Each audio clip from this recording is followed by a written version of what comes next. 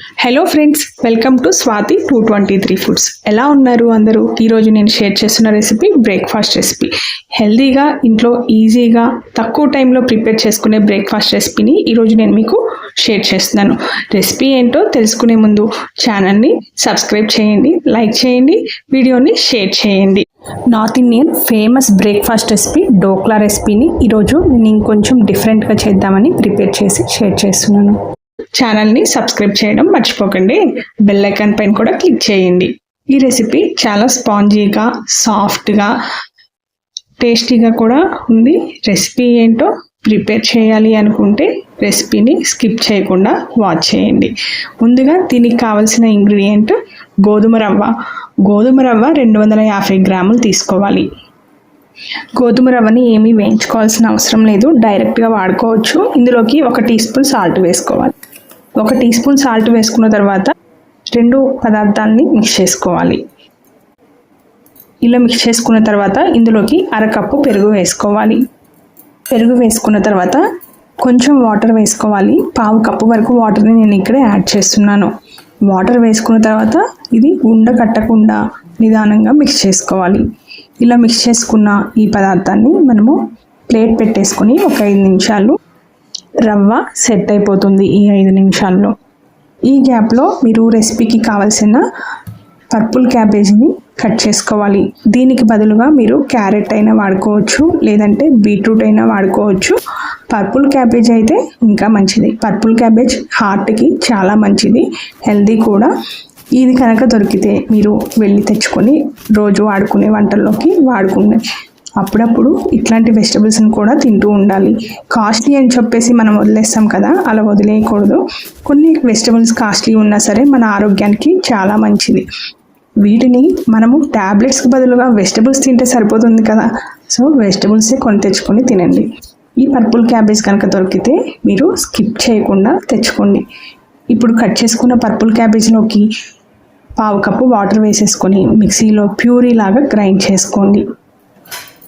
ఇలా గ్రైండ్ చేసుకున్న ఈ ప్యూరీని మనము ఆల్రెడీ మిక్స్ చేసి పెట్టుకున్న గోధుమ రవ్వలోకి వేసుకొని కలుపుకోవాలి.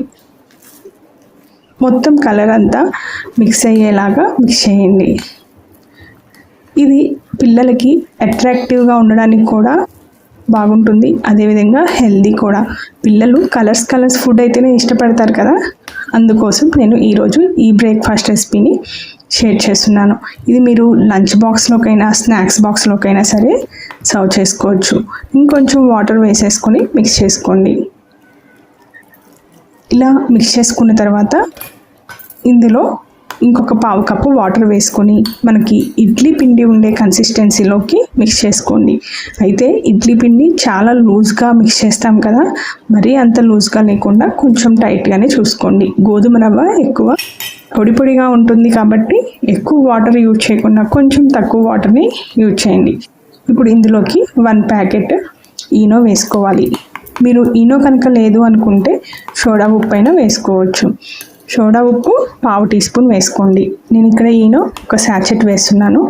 1 శాచెట్ వేసిన తర్వాత మిక్స్ చేశాను. మిక్స్ చేసిన తర్వాత చూసారు కదా, పొడిగా కనిపిస్తూ ఉంది, పర్ఫెక్ట్గా వచ్చేసింది. ఇప్పుడు ఇందులోకి గ్రేట్ చేసుకున్న క్యారెట్ 1/2 కప్పు వేసుకోవాలి. పచ్చిమిర్చి 2 సన్నగా కట్ చేసుకున్నవి వేసుకోవాలి. మీరు ఇంకా కావాలి అనుకుంటే ఎక్స్ట్రా వెజిటబుల్స్ ఏవైనా వేసుకోవచ్చు. కాకపోతే ఇది ఉడికిన తర్వాత మనం కట్ చేసుకునే టైంలో వెజిటబుల్ పీసెస్ సపరేట్ అయ్యే అవకాశం ఉంటుంది కనుక నేను ఓన్లీ క్యారెట్, పచ్చిమిర్చిని మాత్రమే వాడుతున్నాను. ఇప్పుడు ఇలా మిక్స్ చేసుకున్న ఈ మిశ్రమాన్ని ఒక పాత్రకి గ్రీస్ చేసుకోండి. మీరు ఏ గిన్నెలో అయితే వేసి ఉడికించుకోవాలనుకుంటున్నారో ఆ గిన్నెకి నూనె రాసుకొని ఈ బ్యాటర్ మొత్తం వేసేసుకొని ఉడికించుకోవాలి. ఈ బ్యాటర్ని 20 నిమిషాల వరకు ఆవిరి మీద మీడియం ఫ్లేమ్లో ఉడికించండి. మీరు ఇడ్లీ చేసుకునే ఇడ్లీ పాత్ర మీద ఒక ప్లేట్ పెట్టేసుకొని అడుగున వాటర్ పోసుకోవాలి. ఇడ్లీ పాత్రలో వాటర్ పోసుకున్న తర్వాత ఇడ్లీ ప్లేట్ ఒకటి పెట్టేసుకొని ఏ బౌల్లో అయితే ఉడికించుకోవాలనుకుంటున్నారో ఆ బౌల్ని పెట్టేసి 20 నిమిషాలు మీడియం ఫ్లేమ్లో ఉడికించుకోండి. మీరు కావాలి అనుకుంటే కనుక ఇడ్లీ ప్లేట్లో అయినా సపరేట్గా ఇడ్లీ లాగా వేసుకొని ఉడికించుకోవచ్చు. ఇప్పుడు మనము దీన్ని పోపు పెట్టుకోవాల్సి ఉంటుంది. ఈ నార్త్ ఇండియన్ డోక్లా రెసిపీకి మనము ఇంకొంచెం ఇంగ్రీడియంట్స్ని యాడ్ చేసుకొని చట్నీ కూడా టేస్టీగా ప్రిపేర్ చేసుకొని ఈ రెసిపీని ప్రిపేర్ చేసుకుంటున్నాము.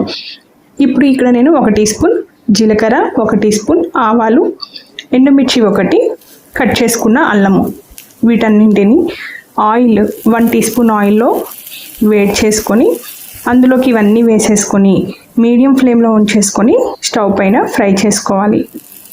అల్లము మంచి కలర్ వచ్చే వరకు వేయించుకోండి. అల్లం వేగిందాన్ని బట్టే రెసిపీ టేస్ట్ వస్తుంది. ఇందులోకి కట్ చేసుకున్న ఉల్లికాడలు, గుప్పెడు కొత్తిమీరను కూడా కట్ చేసుకోండి సన్నగా. వీటిని స్టవ్ కిందకి దించిన తర్వాత మాత్రమే వేసుకోండి. అప్పుడే వాటి కలర్ పాడవకుండా చూడటానికి కూడా లుక్ చాలా బాగుంటుంది. వీటిని ఇలా వేయించుకున్న తర్వాత మనము డోక్లా పైన స్ప్రెడ్ చేసుకోవాల్సి ఉంటుంది. ఇప్పుడు చట్నీని ప్రిపేర్ చేసుకుందాం. చట్నీకి వేయించిన శనగపప్పు 1/2 కప్పు తీసుకోవాలి. అందులోని 2 పచ్చిమిర్చి, ఇవి చాలా ఘాటైన పచ్చిమిర్చి, ఇందులో నేను 2 మాత్రమే వేసుకుంటున్నాను.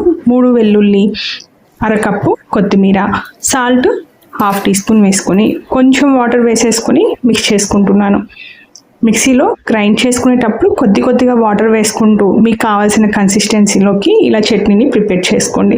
చూసారు కదా, ఇప్పుడు కలర్ఫుల్గా చట్నీ కూడా ప్రిపేర్ అయిపోయింది. బ్రేక్ఫాస్ట్ చేయని పిల్లలు కూడా హెల్తీగా ఈ బ్రేక్ఫాస్ట్ని తినేస్తారు. ఇప్పుడు ఉడికించుకున్న డోక్లా రెడీ అయిపోయింది. ఏదైనా స్పూన్తో ఇలా పించ్ చేసి చూడండి. కొంచెం చల్లారిన తర్వాత మాత్రమే డోక్లాని కట్ చేసుకోండి. అప్పుడే పర్ఫెక్ట్గా నీట్గా పీసెస్గా కనిపిస్తుంది. కట్ చేసుకున్న తర్వాత మనము ఆల్రెడీ వేయించి పెట్టుకున్న ఉల్లికాడలు, కొత్తిమీర ఉంది కదా, ఇదంతా మనము ఈవెన్గా పట్టేంత వరకు స్ప్రెడ్ చేసుకోవాలి.